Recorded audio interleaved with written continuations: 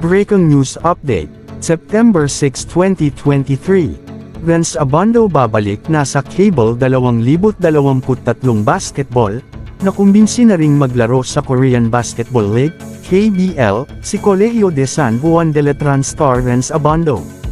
Pumirma na si Abando ng kontrata sa anyang KGC, Korea Ginseng Corporation, ayon na rin sa pahayag na banggit na koponan nitong Huwebes.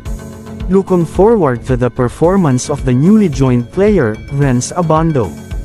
Thank you so much for your welcome and support. Ayon sa koponan, nasa ikalawang pwesto lamang ang anyang KGC sa 2021-22 KBL season. Nakuha ni Abando ang atensyon ng mga Korean scouts matapos maglaro ang Gilas Pilipinas sa 2022 KB Kookmin Bank Invitational nitong nakaraang buwan, kung saan ipinamalas nito ang kanyang solidong laro sa kabila ng pagkatalo nila sa Korean team, 106 hanggang 102.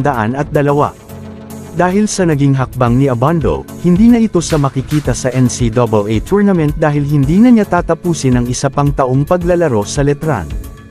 Ika-6 na si Abando sa Pinoy na maglalaro sa KBL.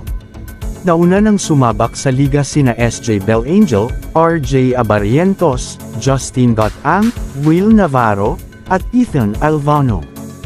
Si Abando na dating manlalaro ng UST Growling Tigers, ay kabilang sa manlalaro ng Gilas Pilipinas sa third window ng 2023 FIBA World Cup Asian Qualifiers, gayon din sa 2022 FIBA Asia League.